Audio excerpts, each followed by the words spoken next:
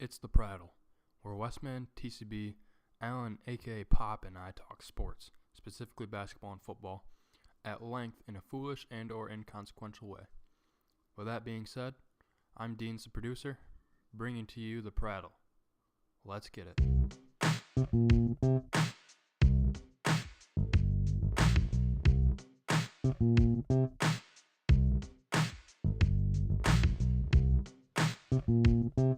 Welcome to the Prattle, episode 3. It is the evening of Tuesday, January 23. I'm here with TCB, Westman, and Allen. On today's episode, we're going to talk NFL playoffs after Sunday's AFC and NFC championships. We're going to also talk about our thoughts on the NFL season as a whole. We're going to talk about the NBA All-Star Game draft and the significance about that this year. We're going to touch on Jason Kidd getting fired from the Bucks and who could they be looking at. We'll also hit on the NBA power ranking surprises so far this year. Westman is going to hit us with a knowledge nuke. Finally, we're going to introduce another segment at the end.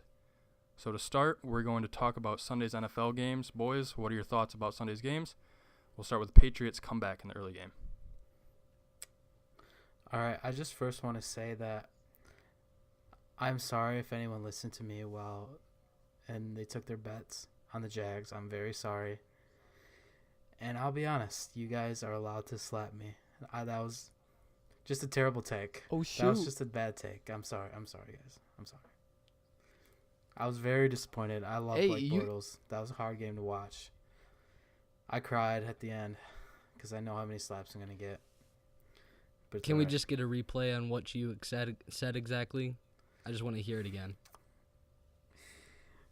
I said the Jags would win by 14 points. Oh my God! Hey, it was just a bold take. I had to.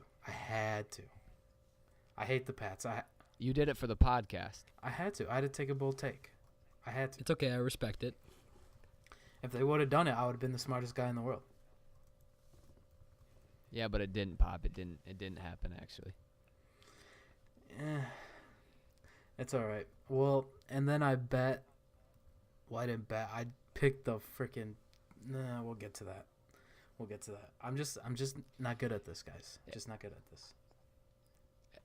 Hey, you're doing all right. Honestly, that Jags game, it looked like the whole game the Jags were gonna win, and I'm like, dude, the Jags are gonna win, and then I'm like, oh, they're playing the Patriots. I forgot. They're playing the refs. You know, the Jags.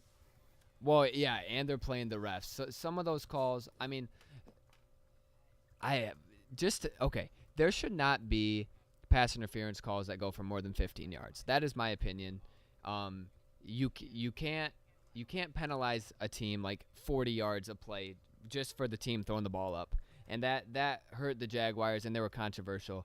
But yeah, what a game, Wes. You watched that game? Of course it did, and it ripped my heart out.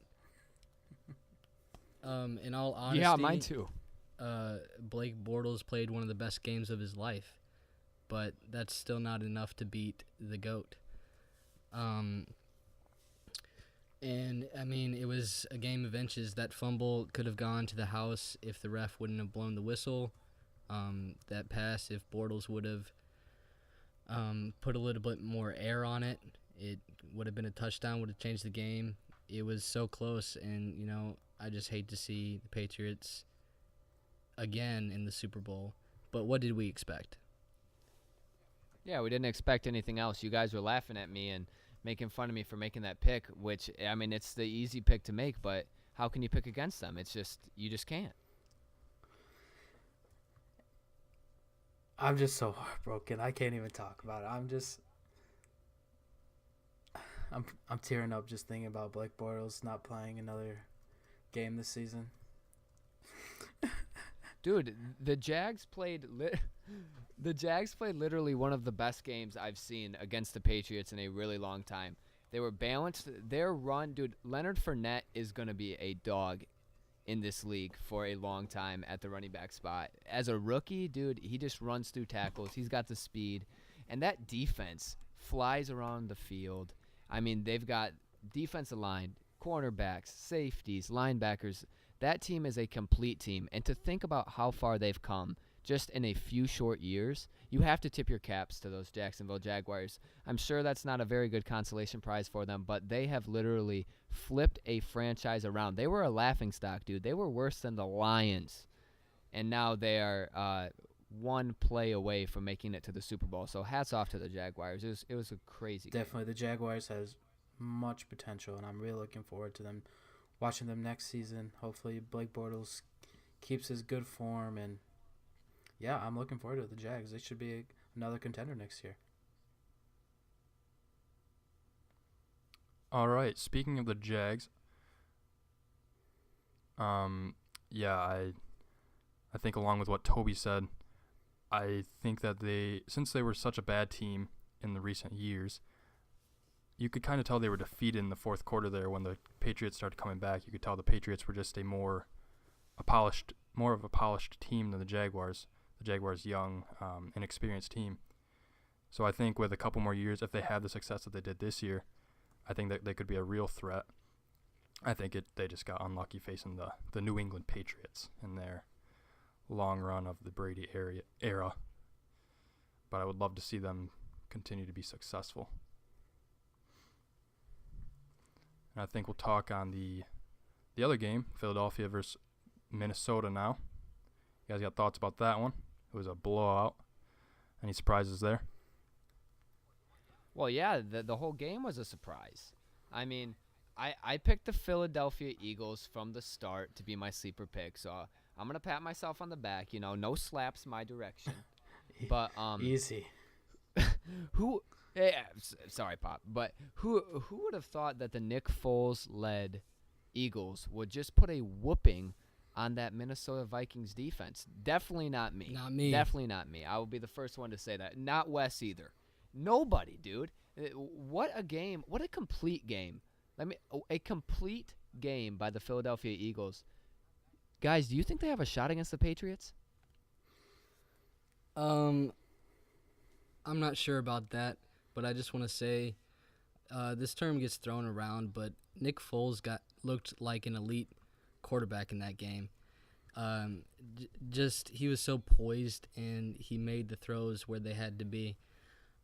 Just a little stat for you guys. He was 12 for 13, 168 yards, and one touchdown when Minnesota blitzed. And we're likely going to see that in the Super Bowl. The Patriots like to throw that in there at random times. Just a quick blitz off the edge. You got James Harrison there. Nick Foles is really poised, and he's definitely made an improvement. In past years, he's looked scared in the pocket sometimes, but he looked incredible in that game. Yeah, Nick Foles he played very well that game. But I just think the Vikings choked. It was tough. I picked them to win this game, and they disappointed me. I think they were playing scared almost, like they were playing not to lose. And it was unfortunately, right. Case Keenum, it got back around to him that he was Case Keenum. I mean, he's still a backup quarterback. He's not Tom Brady. I'm sorry, but the miracles ran out. Yeah, it was hard to watch. I like the Vikings a lot. Their fan base is really wanted that win. It was tough to watch. Skull. Skull. Yeah, it definitely was Skull. tough to watch. Skull. But Wes, I don't know if I agree with you that Case Keenum is a backup level quarterback. He had that production. He was 11-3 in the regular season, and he led a team with few known weapons, and he turned them into Adam Thielen and Stephon Diggs, and Kyle Rudolph had a solid year. I honestly think that Case Keenum, whether it be in Minnesota or whether it be elsewhere, he's going to be a starting quarterback in 2018. Well, that's good. I definitely want to take a moment and look forward to next season with these two teams, the Eagles and the Vikings. They had backup quarterbacks step in and play very well. I just want to know what you guys think. What will happen with Nick Foles and what will happen with Teddy Bridgewater, Sam Bradford, and Case Keenum. I'd really like to see Teddy Bridgewater reclaim that starting position again after he suffered that terrible ACL injury a year ago. I think he's a elite quarterback. He showed that in the past, but his injury brought him back. I think Teddy Bridgewater will be the starting quarterback for the Vikings next year. And for the Eagles, Carson Wentz will come back stronger than ever. And I think Nick Foles will be traded away for, I don't know what he will, probably a couple draft picks. I think that's what he's worth. Right. Yeah. For me, first of all, Pop, you throw out Teddy Bridgewater as an elite quarterback. You and I have a very different definition of elite quarterback. If you're telling me that Teddy freaking Bridgewater He was putting up is elite, great he numbers. is. But he's not an elite quarterback. You think Teddy Bridgewater is an elite quarterback in this league, Potentially. regardless of injury? Potentially, okay. Dude, the Vikings are in win mode now. You think they're planning for the future? They just lost big in the NFC Championship game. You think that they're willing to take on this project, this potential elite quarterback? I don't think so. I just don't have faith in Case Keenum. I don't know. This was his peak season, and I think this is the most what you'll ever get out of him. Maybe.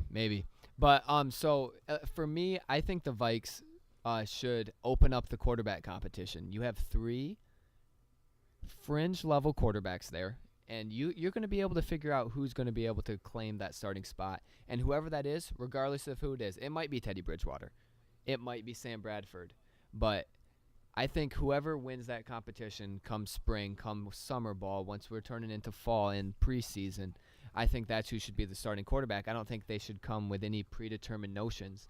And as for the Eagles, I think this is one of the dumbest questions I've ever heard. Carson Wentz would have won the MVP if he did not get injured. Who cares about Nick Foles? Carson Wentz is a stud. He is the quarterback of the future. He is going to be the best quarterback in this league in a few short years. You can trade away Nick Foles. You can keep him as a quality backup, which he has proved to be. But he is about as far away from elite as there is in this league, and it's a miracle that the Eagles carried him to the Super Bowl. It shows just how good the Eagles are. But, yeah, it's going to be Carson Wentz, and whoever wins that quarterback battle, I can't say yet. Toby, I just want to say, how dare you question my question How like dare that? I? That was very offensive, and I take that to heart. It was a terrible question. I just Wes. wanted It was to a feel awful discussion. Question. I'm not at all saying Nick Foles should start over Carson Wentz. I believe Carson Wentz is the quarterback of the future in the NFL. He's probably the only elite quarterback in the NFL that's at that young age. But what I'm saying is that Nick Foles obviously has value as a starting quarterback, and they're definitely gonna not want to just sit him on the bench like just a regular old backup quarterback. You saw what the Patriots did with Garoppolo. Of course, that was a different situation, but they definitely could have got a lot more trade value out of that. Just a little taste of a new segment. Did you know Nick Foles has a self-destruct clause in his contract? If he is on the Eagles roster 23 days before the 2019 league year, he automatically becomes a free agent. So just look next year. They're definitely going to be trading him or altering that contract. I think they should definitely get something big out of him. Probably look toward offensive line. Yeah. Running back. I think Yeah, that's fair. I mean, I think they should go take a running back because they signed Jay Ajayi for a 1-year deal, and they're gonna lose him after this. I think this season. And I don't know. I think the Eagles kind of sold out for this Super Bowl run, which is smart because they had Wentz. He was playing MVP caliber quarterback. I think they made the right choice, but I think they're going to be a little less impressive next year, and even with Wentz being back. I think running back's the farthest thing on their mind. They've got Darren Sproles coming back potentially. And also they have Corey Clement, who's a rookie out of Wisconsin, who had a great year, and LeGarrette Blount, who they got in a trade with New England. I mean, that's a three-headed monster of running backs. Even if Jay Ajayi doesn't stick around, I think you have riches there. I mean, you can hit him with a change of pace with Sproles. Corey Clement is kind of a combination, and you got Blount as the power. What else more do you need, Pop? I don't think Darren Sproles is coming back. That man broke his collarbone and tore his ACL in the same play. He's been in the league for however many years, like feels like forever. Right. I think he's done. But now you're depending on a second-year running back and a big power back like LeGarrette Blount to be your running game. Yeah, for sure. I don't. That's riches, dude. That's riches. I feel like you need to you need to invest in somewhere else in that team. Anyways, I think the Eagles, like you said, they definitely sold in for this run, and they're like, oh crap, our leader went down, and we had to go to Nick Foles, and now look what he does. He leads them to a Super Bowl, which is impressive. Which is why, to just kind of recap this NFL season a little bit, I have the Eagles as one of my most impressive teams on the year. Whether that be just because of Carson Wentz's performance and then their performance without him, but also that defense is much improved, and that offensive line, honestly, best in the NFL in my opinion. Do you guys have any thoughts on impressive teams that you saw throughout this NFL season? Yes, the Eagles really surprised me this season. Being an NFC, my team being from the NFC, it was impressive. They weren't that good last season, but this season they really stepped it up. My other really impressive team was my Rams. They came from a terrible season, young head coach, Liam, to whatever their record was. I think it was the record 13-3 or something like that. And they had a very high-powered offense. I think they were the most impressive team to me this season. Todd Gurley. Pause. Alan, did you say my Rams? I did say my Rams. Correct me if I'm wrong, but aren't you a Cowboys fan? He really has a Cowboys jersey in his picture. Okay, I meant my Rams like my Rams that I picked. Okay, uh-huh. My Super Bowl pick, remember? We'll let it slide. My Super Bowl pick. Your Super Bowl pick? Okay. That's a different thing. What a great pick, by the way. That's a different conversation, guys. Come on. Okay, well, for me, I think the obvious choice for a surprising team is the Jacksonville Jaguars. Like you guys said, the past 4 years, they've picked in the top 5 in the NFL draft. But now they'll be picking 29th, I believe. So they've definitely turned that around. Going 11-4 or 11-5, excuse me. And then winning that playoff game. But looking towards next year, they're about to have the toughest schedule in the NFL. I think it's going to be an underwhelming year. You're not going to see the same type of production out of Bortles, which is really disappointing. I love the way he plays. He plays with a lot of heart, a lot of passion, even though he doesn't quite have the skill set of other quarterbacks in the league. And that's unfortunate. I feel like he could be a franchise quarterback. But who knows? They might look to fix that. And that would be unfortunate for Bortles. But if they want to win, it looks like their weakest piece there is the quarterback play. You think they need a new quarterback, Wes? I don't think so right away. But I think they'll definitely draft a quarterback early. Look to groom a new one, possibly. Really? Well, it's definitely the weakest link. Go ahead. Really? Did you watch that Jacksonville game? He did not play like that in the regular season. Yes, he did. He must have. He must have played that good. Toby, if they went 11-5. They had the easiest strength of schedule this year. Dude, they're playing in the AFC. They're playing in the NFL, dude. There's so much parity in the NFL. They're playing Every in one team of is a the hard team to weakest play. divisions in football. I don't care. They won it. And good for them. I'm just saying it's not going to happen next year. So that division is going to automatically become harder? Not the division, but they're going to go 8-8 or 7-9. You think they're going to go 7-9? Well, so who's going to beat them in the division? Deshaun Watson. I don't know that. And Texans. That's a great possibility. I don't know. I'm just trying to stick up for my boy Blake Bortles because that man put out against the New England Patriots. He balled, and he balled all season. I'm not going to lie. He balled all season. I don't know what you're watching, Wes, but he is a franchise quarterback. He is the franchise quarterback of the Jaguars. You see how the media attacks him, and every single one of his players backs him up. In all the interviews, you got even the defensive guys backing him up. So I think he's going to be in Jacksonville for a long time. We'll see. For sure. All right. So for the impressive teams, I had the Eagles. But for the most disappointing teams, this was a close one. It came down to 2, but I'm going to go with the New York Football Giants. Yeah. Wow. What a debacle of this season. What do you want to talk about? I mean, you can talk about Eli Manning getting benched to Geno Smith. Brutal. Really? To Geno Smith. The best player in the history of your franchise, and you benched him to Geno Smith. Okay, that seems like a great thing to do. We'll start there. And how about this?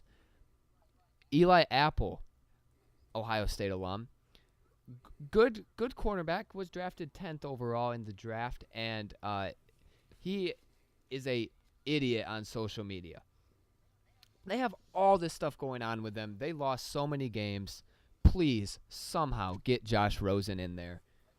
Let Eli Manning walk off into the sunset, but goodness, we're going to be forgetting about this season. What a terrible season for the New York Giants. Yeah, it's hard when your best player gets hurt early on in the season. Odell Beckham Jr. It's hard to recover from that. And just poor coaching. Ben McAdoo, that was a mess over there. My most disappointing team. Wait, TCB, do you have to say something? Oh, go ahead. Nope. My disappointing team this season would have to be my Dallas Cowboys. Didn't make the playoffs. It was tough watching them. Zeke being out 6 games. Dak not playing well. Des Bryant is garbage. Oh, my God. We need to get rid of him. Dude, he's not a number 1 anymore. He's not a number 1 Absolutely receiver not. anymore, Pop. Absolutely. It's tough. He's bad. I almost hate him now. And then our offensive line wasn't as good this year. We lost Doug Free to retirement. Tyron Smith was injured half the season, in and out of games. It was tough, man. We couldn't protect Dak in the pocket. Running game wasn't there because Zeke wasn't there. Defense is young secondary. That's where we struggled the most. This season was disappointment. Hopefully, we can utilize the draft this season or this coming draft and bounce back. But yeah, it was tough. It was tough to be a Cowboys fan this year. Okay, guys, for me, this might come as a shock, but the most disappointing team in the NFL was the Cleveland Browns. And here's why. 0-16, once before with the Lions. And they had a lot of games there where it was a 3-point loss or a 6-point loss, where it was within their grasp in the fourth quarter, and they just couldn't bring it back. They couldn't turn it around. They couldn't bring out the clutch gene. In my opinion, when you draft that well, and then you're looking towards building toward a future, and then you win fewer games, and you don't win any games. I think that's just disappointing as a franchise. If you want to build, I mean, you got to get better, right? I thought they got better on paper, but it just didn't turn out. I think there might be an attitude issue in there in Cleveland, and I don't think it's going to be fixed for a while. All right, so that was talking NFL regular season. And speaking regular season, we're in the middle of the NBA regular season, obviously, and actually coming up in the All-Star weekend. We had a hot take by Westman about the significance of LeBron drafting the All-Star team this year. And I'll let him explain that real quick to you guys. Well, listen, we all know the NBA is rigged, right? Still enjoyable. Right. But besides that, this is obviously a free agent year for LeBron, and he's pretty much on the market for anybody to pluck.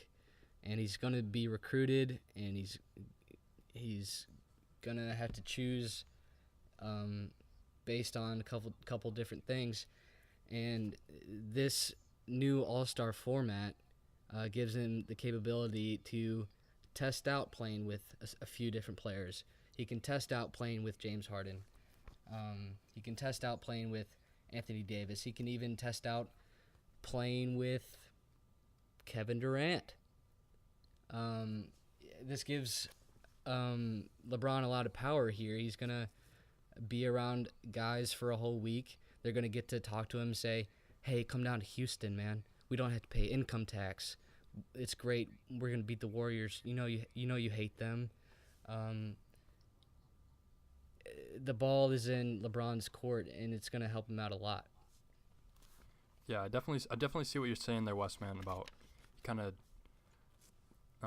being able to decide his fate a little bit. But I think rather than him being able to choose who he wants to try playing with, since it's just the All-Star game, and honestly, it's not like they're going to practice all the time and be together and be tested in anything and actually, like, grow chemistry because it's the All-Star game. We all know what happens there. I think it's more of an illusion to where he is interested in right now.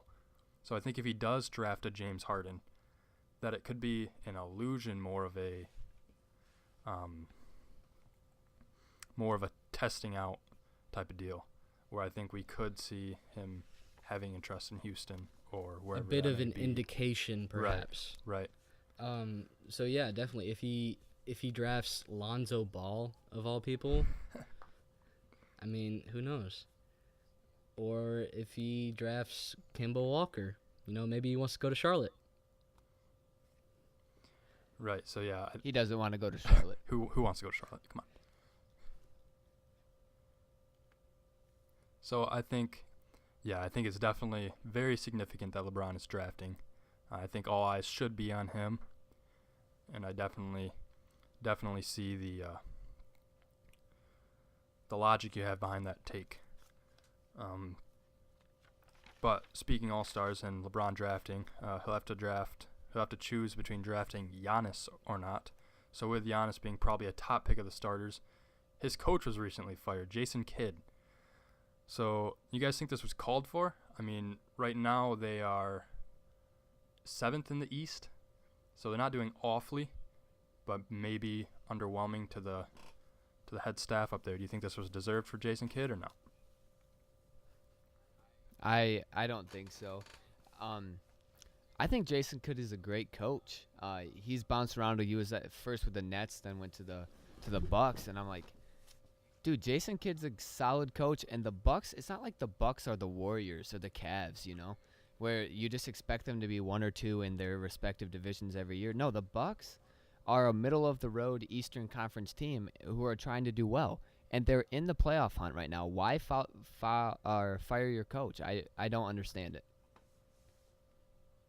Right. I think it's a little premature. They obviously had the recent addition of Bledsoe, and they're still a young team. I mean, they're led by their superstar Giannis, who isn't old. Like, he hasn't been in the league for that long. So they're still trying to figure stuff out. He's really young, with their new lineup and with their young talent. I mean, they had Thon Maker, who has shown potentially hasn't been what he's been lived up to, but he's still a decent role player and needs to be implemented in the lineup. And they need to figure out the rotations with Bledsoe. And he does not have a very good overall record with the Bucks, but I think it was a little premature to fire him, especially if he wasn't causing any problems with the players themselves. I think this is especially a bad look for upper management in a couple of facets. When you have Jason Kidd finding out about it, not from his boss, but from Giannis himself. He heard from Giannis before he even got the confirmation from management. And then again, when you fire the coach that your face of the franchise loves and he's devastated, he feels betrayed, is that going to make Giannis want to stay in Milwaukee? And then one more, I think Jason Kidd, obviously a great coach. He's only been doing it for a couple of years, but I think there's definitely a strong benefit in having a player as a coach. He knows the game and he knows the NBA, and I think there's definitely a benefit there. Right, exactly. Yeah, I agree. Go ahead, TC. I don't know. Like, for me, especially in professional basketball, I feel like the coach, it takes a rare coach to really take effect on a team. I feel like Tyronn Lue, for example, like how much effect is he actually having on the Cavaliers, you know? And so, like, you look at a Greg Popovich and you're like, wow, like that dude is a great NBA coach. But you don't find that very often. And I think too much stock is, like, you have to place the blame somewhere, or the blame. I don't even think there's any blame to go around, in my opinion, but you have to place the blame somewhere, and they just decided to place the blame on Jason Kidd, where it's actually the players out there. Maybe they need to make some personnel changes. I did not at all like the trade for Eric Bledsoe. I think he is much overrated as a point guard. He's very low efficiency, both on the offense and defensive ends of the floor. So I didn't like that move, but yeah, I don't love the firing of Jason Kidd, but this opens up the Bucks spot for the taking, and if it were me, I would go to a college guy. If you can find a top college coach and recruit him to come to Milwaukee, this is hard, mind you, because Milwaukee is not necessarily a desirable place to go. But if you could maybe, he's done it in the past. Everybody always says John Calipari, right? And I would love to see John Calipari coach Giannis and coach that young team, because he likes to coach the freshmen. Why not coaching the young guys in the NBA? What do you guys think about the Bucks opening? Well, I think Calipari would be a. Oh, no, go ahead. I think Go ahead. Calipari would be a great coach for that job. He is on the hot seat right now. He's not even in the top 25 in the college basketball standings. I think he might get sacked this offseason, so maybe he steps in. Who knows? I think it would be a good coach. Pop, are you kidding me? Are you kidding me? What? You think Calipari is on the hot seat? Yeah, what has he done at Kentucky? Facts. What has he done at Kentucky? What has he done for me lately? What has he done for you? Dude, he's one of those coaches that'll never get fired from his spot. He's the best People recruiter said that in college about Pitino. basketball. Well, Pitino. Okay, Also, but Pitino's Pitino available. Did something. He is available, but Pitino did something illegal. That's a little different. And you don't think Calipari has? I mean, he might have, but he hasn't. He's not currently, at least as we know of, doing anything at Kentucky that is illegal. I think that's the difference. But you're right. I would have never thought Pitino would get fired, but I think Calipari's in that same boat. I don't see him ever getting fired. He has to leave that job, and he might. He definitely might leave it. I don't know. We've seen him complain about his job, almost like it's hard for him to coach these guys that go and play there one season and leave. So I don't know. Maybe he gets sick of it. And to be honest, he hasn't done anything. When's the last championship he won? 2012? What? Was it 2012? Well, he won it with Anthony Davis. But I mean, that was 5-6 years ago. Pop, when's the last time Tom Izzo won a national championship? Ooh. Fair. 2000. I think Pop 2000. Pop has a point though. That's 17 years. With the recruiting base that Kentucky has, they should be. I mean, I know they get one and dones, but they're getting all these great players, and as Pop said, like they should be up there every year. But Exactly. Tom Izzo doesn't have that. Are you kidding me? You're kidding me. you don't hear You're about Tom guys is- going Tom- to Kentucky, Duke. You don't hear Michigan State from the top. Yes, you do. No. Oh my TCU. gosh. Hold We on. get Hold on. one, No, maybe no. top 25 player. Kentucky gets 5. Dude, look at your team right now. Jaron Jackson's Look at the your only team. one. Miles Bridges.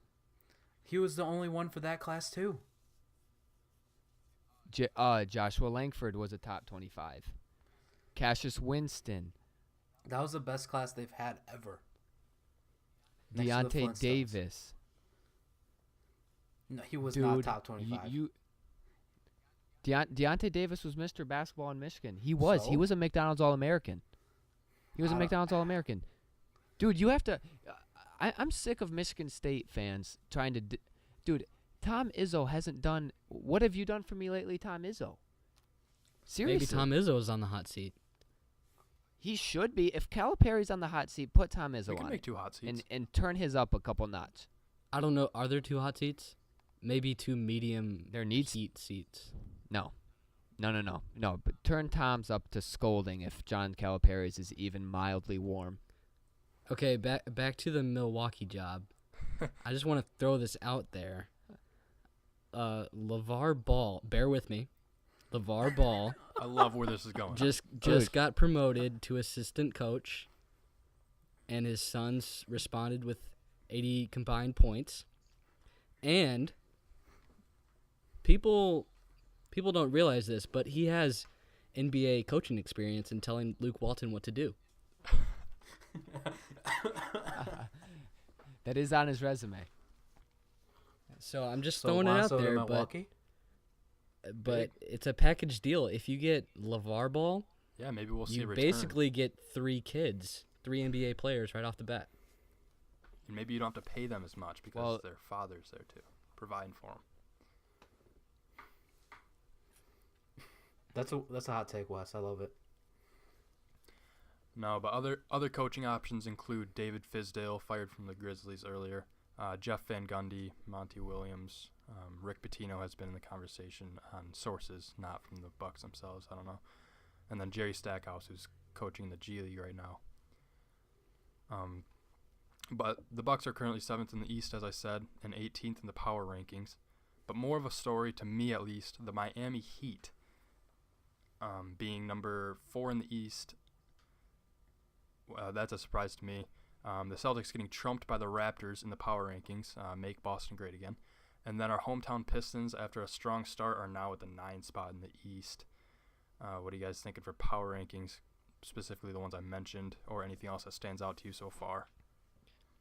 Sorry, not important. Did you guys see Miami's Vice uniforms? Loved those. Those are Loved sweet. them. Trash. Shut up, Pop. I We mean, can In terms of go ahead, Wes. we can get into this a little bit, but in all honesty, whatever power rankings there are in the East, I really don't care. It's going to be the Cavaliers. They're going to figure it out over there. I mean, it's going to be Cleveland coming out of the East. Toronto's great. Boston's great. But I'm not going to bet against the man that's been to 7 straight finals. yeah, it's hard for me to. Yeah. Go ahead, It's, Pop. it's hard for me to pick against LeBron right now. It's middle of the season. Power rankings, if they start tanking, like losing game after game after game, then I would be worried. But right now, I'm not. It's LeBron James. He knows when to crank it up a notch. He knows what to do. I have faith in the king. Yeah, I don't really care about the power rankings, to be honest. I mean, it's just something to fuel a debate. And I mean, who really cares at this point in the season? Like we've said before in previous episodes, the NBA regular season means next to nothing. However, LeBron James will not be in his 8 straight finals. I can guarantee you that. Oh, Did you just say that? You heard me That's a correct. guarantee. TCB, did you just say that? You want to make it a slap bet? I guarantee it. yeah. Slap bet. Slap bet. No, please. It's a slap please bet. Stop. No. I'm done Alan's with not those. taking the slap bet. I've learned. I think. Alan has a long history of slap bets. But anyway, I think you guys are onto something there with LeBron. I mean, obviously he's the best player in the world, and he'll probably figure it out. But I think the power rankings go to show something at least. Like the Raptors are an actual contender for taking down LeBron maybe in the Eastern Conference Finals or beating out the Celtics. I think the Heat being at number 7, they have 0 players averaging 20 points per game or more. They have 8 players averaging double digits. I think that goes to show something about the coaching. And as Toby was saying, that Spoelstra over there is actually a good coach. Having coached LeBron before, he probably wasn't tested as much, but I think he's actually proving now with this squad that they're playing team basketball, and that's because of him. Well, he probably learned a lot from Yeah, LeBron. Good point. LeBron coached him. He was LeBron's apprentice. Right, yeah.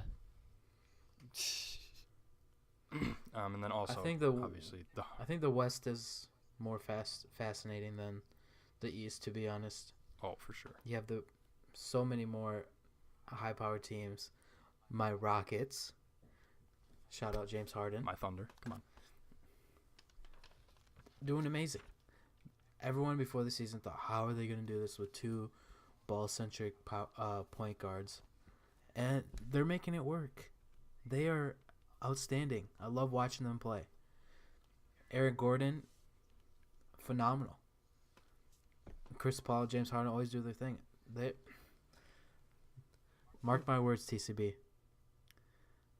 Golden State's not going to the NBA Finals. The Rockets this year. are. Oh. Okay. They are not. Okay. All right. All right. Coming I like back it. down I to like it. earth there. Respect. I just want to say the Rockets have been very fascinating to watch. Consistently, they've been hot when they need to be, especially in the fourth quarter. They get into a lot of tight games, and Chris Paul and James Harden just take over the game. Just a little stat for you. I'm big into research. The Rockets are averaging a league-leading 15.7 threes a game, and that's 3.7 more than second-place Cavs at 12. And just to put that into perspective, the difference between the second place and last place Timberwolves is 4 threes. So the Rockets, that difference there between 1 and 2 is 3.7, and then the rest is 4. It's pretty amazing how many threes they're making, and it really shows how much the game has changed. Yeah, the Rockets are trying to capitalize on having 2 ball-heavy guards and just throw a ton of freaking shooters around them. Trevor Ariza, Eric Gordon, James Harden, Chris Paul. Everybody white guy can Ryan shoot Anderson. on that team. Sleep And on Ryan Anderson, yeah. Sleep on Ryan Anderson. I do sleep on Ryan Anderson. You're right, but Papa, I ignored your blasphemous statement about the Warriors not making the finals because that's obviously very wrong. We'll see once it comes playoff time, and I'm right and you're wrong. We'll see. Yeah, people should learn that I'm not good at making picks, so Right. take the Exactly. opposite of what I'm saying, and then you'll have a good take.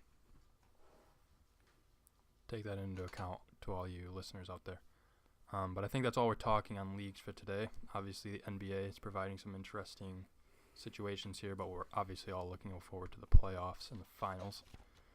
And I think that's all we're talking for professional sports. I think Westman has some knowledge bombs to drop on us, and I'll let him take that away as well. Sure, guys, we've got a little did you know? Did you know that Nick Foles, Brian Hoyer, and Kirk Cousins were all on the same team at MSU at one point? QB Nick University. Foles? Yeah, QB Nick Foles University. was at Michigan State for a short period and then transferred to Arizona. Man, they really like to produce some Yeah, nice they had the backup and third string squad quarterbacks. over there. They're providing Um, good jobs for their players. And then one more we got. Did you know the Browns have a more recent NFL championship than the Eagles? And that was in 1964. The Eagles' last championship was in 1960. Oh. And Oh, all right, and that was Did You Know with Uh, Westman. One last quick one. Always got one. Did you know in the same week Rob Gronkowski denounced Tide Pods, he got a concussion? Oh. that's not a coincidence. Make sure to get your Tide Pods, folks. Are you? That's right. We're a pro podcast. Pro pod. Yes. Well done. And that Love it. that was Did You Know with Westman. Now we're gonna swing into a brand new segment we're bringing to you, our Big Three, which is basically the top three in our opinion of whatever category we choose. And today we're gonna do the Big Three of sports venues to experience a game at. Who wants to start? We'll go with a little serpentine draft. Oh, okay. I was gonna say this might take some picks. Okay, I'll start. Who's I'll gonna start. go first? I'll All start. right. Okay, go ahead. All right, my Go ahead, first one, Deans. Go ahead. Rucker ahead. Park. Oh. So much history there. Would Okay. love to see some pickup basketball going on. Where is Rucker Park? New York. Oh, never heard of it. Just kidding. Not Just the one kidding. in Zealand. Oh, okay. Oh, okay. Same name, get confused. Okay. I'm hopping in for my number one overall pick. It's got to be the Rose Bowl game in Pasadena. Dang it. Watch the Michigan Wolverines, dude. Rose Parade. Oh my gosh, what an experience! granddaddy of That's them all. an easy number one pick. It's the granddaddy of them all. Thanks, Brent Musburger.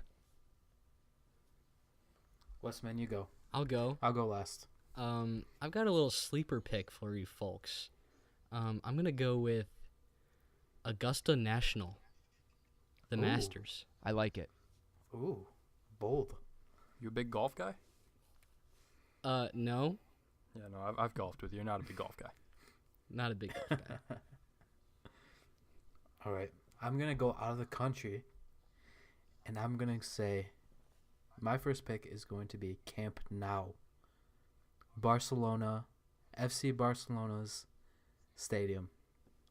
I believe would it's love to go Barcelona. watch- Chill. We're in America. It's Barcelona. But that place is electric, especially for what is it called? El Clasico. Copa Mundial. Nope. That's I'm not I'm what not a I'm big talking soccer about. guy. That's incorrect. El Clasico with Real Madrid and Barcelona. I would love to watch that game in Camp Nou. Electric there. Yeah, that's my first pick. Awesome. Pop, it's Serpentine Draft, so you get to start. Second round. All right, we're going out of the country again. We're still talking soccer. We're going to England this time.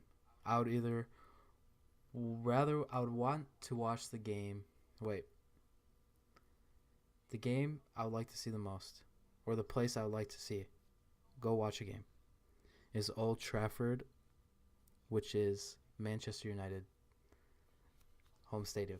That place is freaking amazing. Those fans go crazy. Another place in England, let's keep England, we could do a little 2-for-1, is Wembley Stadium.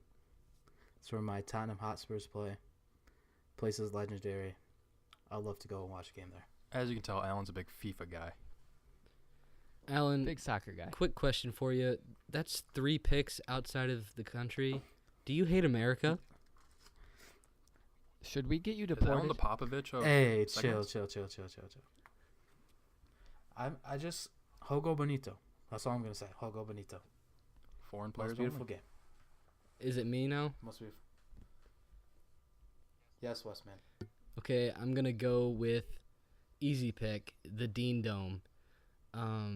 Haven't gotten to experience it yet. I'm a big Tar Heel fan, but I'd love to see that place rocking against Duke at some point. Yeah, that's a great pick. That Duke UNC rivalry is something else in basketball. Holy moly. For my second pick, I gotta go to America's greatest pastime. I want to go to old Yankee Stadium, not the new Yankee Stadium. Take me back in time to old Yankee Stadium. Okay.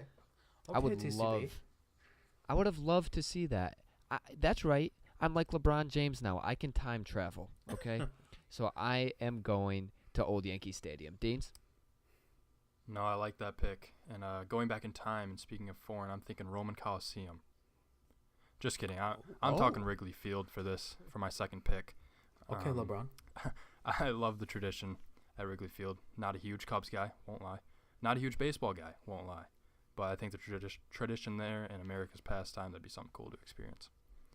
And then for my third and final piece of my big three of sports venues to experience a game at, I'm talking Madison Square Garden for about the same reasons. I think there's a lot of history and tradition there. And obviously, having experienced games at the Big House, I am big on the tradition and history there. So I think those would be cool. Yes, I like that. You actually took one of my final ones with the Madison He Square took mine as Garden well. pick, It's but okay. that's okay. That's okay. Hey, listen, I can bounce It's back. a serpentine I can draft. bounce It's back. fair. I'm versatile. Right, exactly. That is fair. And I'm gonna go. All right, let's go on a trip with me. We're going in the time machine once again. We're going back. The Boston Garden. Larry Bird, Magic Johnson. Oh my goodness. Oh my gosh. That, in my opinion, is the greatest person rivalry in the history of sports. Bird Magic. Whether it started in college, went to the pros, I want to watch Bird Magic at the old Boston Garden.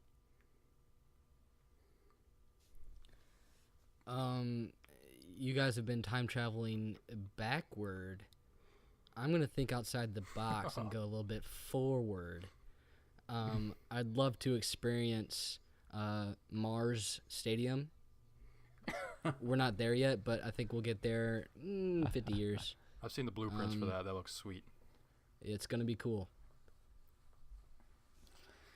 Hey, I heard that stadium will really take your breath away. Well done.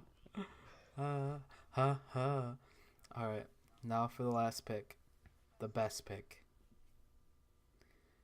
Jerry's World, No, I knew it. AT&T Stadium. I knew that was coming. I'd love to go watch a game there. Any NFC East game there would be so hype. You watching on the screen or you watch on the field? Why not both? Fair. You got two eyes for Why something. not both? Yep, one's That's watching right. the game, one's watching the screen. All right, Pop, give me your dream matchup. Who are the Cowboys playing when you're at Jerry's World? The Giants. The New York Football Giants. I love to Okay, watch. I all love right. to watch that matchup. That would be tons of fun. Great rivalry. Fair enough. Great history between those two teams. Definitely. Before we Alright. close it out, guys, I believe we have a good luck with that. Oh, yeah. So, with the championships earlier this week on Sunday, the Philadelphia government greased the poles so the fans would not climb up them. If they win the Super Bowl and they try the same thing, Wes, what do you have to say to the government? Good luck with that. Great advice for them. It didn't work well the first time. All right, and that is all we have for content for this episode. Thank you guys for listening to episode 3, and with us now having a product, it's on iTunes. We're that official. it is time for us to try and perfect our craft. We love feedback, whether you're a friend of ours, somebody listening in, or a new listener listening to old podcasts. Hello from the past.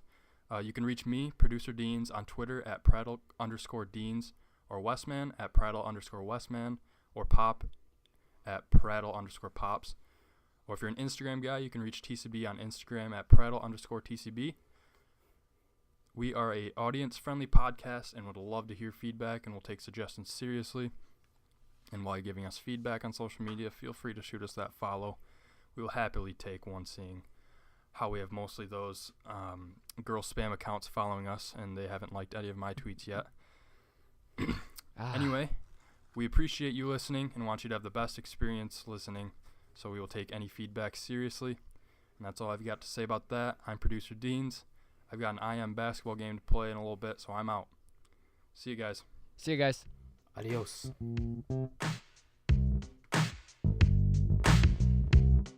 Thank you.